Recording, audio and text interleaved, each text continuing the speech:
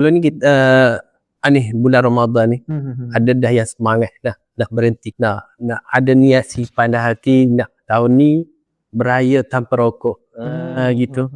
Jadi macam mana proses sebenarnya nak pergi cari siapa, nak call siapa, perlu bantuan ke ataupun tak apa je berhenti sendiri. Sebab ada juga yang berhenti kata isap balik. Jadi nak buat tu. Baik. Di bulan Ramadan ni kan, memang kita kata semangat dengan azam baru, nak berhenti rokok, nak berhenti vape. Alhamdulillah dah. Antara tips lah saya boleh beri, kalau kata nak berhenti sendiri boleh juga try. Cuba untuk berhenti sendiri kan.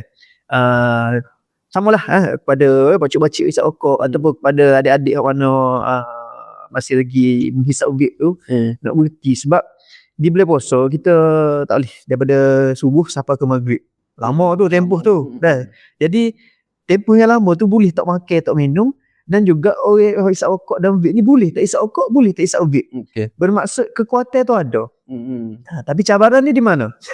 Cabaran dia adalah ketika berbuka. Berbuka, bila buka makan buka puasa, tu rasa mari kata craving, ketagihan tu. Mari pak dia mari tu rasa lepas makan ni kena cari rokok ni, kena cari vape ni. Jadi kepada mereka-mereka yang nak berhenti, tips dia selepas makan, selepas berbuka tu, tahan dulu, sabar dulu, pergi minum air, semaya dulu kan, untuk 15 minit selepas berbuka tu. Selepas berbuka 15 minit, dalam tempoh 15 minit tu, selepas 15 minit tu, InsyaAllah rasa craving, rasa kata ketagih tu dia akan hilang, dia akan pergi. Dia akan menurun dengan banyak lah. Jadi kalau kita boleh tahan meta kata. Meta untuk 15 minit pertama tu. InsyaAllah boleh kata nak cuba berhenti sendiri. Tapi kalau kata tak mampu lah, kata payuh ni, kita ada juga sediakan ni lah klinik. Klinik kita ada di klinik kesihatan, kita ada klinik berhenti merokok, kita ada juga klinik ketagihan. Boleh pergi lah. Boleh pergi. So kita akan bantulah. Ketagihan ni semualah termasuk lah. Ketagihan rokok, ketagihan vape, ketagihan ketum, ketagihan ubat batuk, dada, ada juga ketagihan pornografi. Semua kita bantu. So maknanya dalam bila-bila masa boleh pergi klinik kesihatan mana sahajalah ada semua rawatan. Betul, ya. Itu kita sebagai terakhir lah hari ni pesanan lah kepada semualah, khususnya kalau ada daripada kalangan muda ataupun yang hendak terjebak ataupun yang sebelum terjebak. Silakan. Baik. Pesanan saya kepada semualah tak kira tua muda, miskin kaya dah. Pakai baju baru semua hari raya. Sebuah lagu dah. Baik, hak mana dah terlibat isap rokok, isap vape, berhenti, insyaAllah boleh berhenti.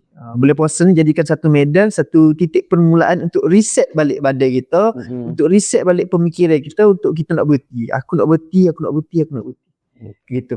Hak mana hak belum kata jadi penghisap vape, hak belum lagi cuba rokok ni, jangan cuba. Dia kata bila isap rokok, bila isap vape ni rasa macam hebat lah, rasa macam cool kan, generasi ni dah. Tapi percayalah, bila anda cuba, bila dah kena dengan komplikasi, kena kerosakan paru-paru, apa semua, benda tu sebenarnya akan buatkan menyesal tak sudah. Berbanding dengan kata rasa cool, yang kita rasa cool sebentar saja tu. Jadi baik lelaki buat perempuan samalah. Jadi kosnya pun tinggi juga kan. Betul, dengan kos dia lagi kan. Kos nak merawatnya kemudian tinggi juga. Lebih lagi tinggi. Masya-Allah. Itulah. Terima kasih sekali lagi Dr. Amirul bersama kita hari ini untuk jaga kesihatan kita, untuk sama rokok dan Ramadan. Saya harapkan semua yang masih merokok, insya-Allah kita punya cita-cita dalam ni untuk berhenti merokok, dan yang sudah hisap vape tu kita cuba, walaupun fatwa, saya kalau fatwa telah di Kelantan kita dah ada fatwa yang haramkan rokok dan vape.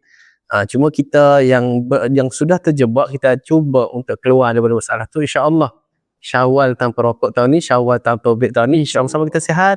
Stetoskop. Jumpa lagi. Assalamualaikum warahmatullahi wabarakatuh.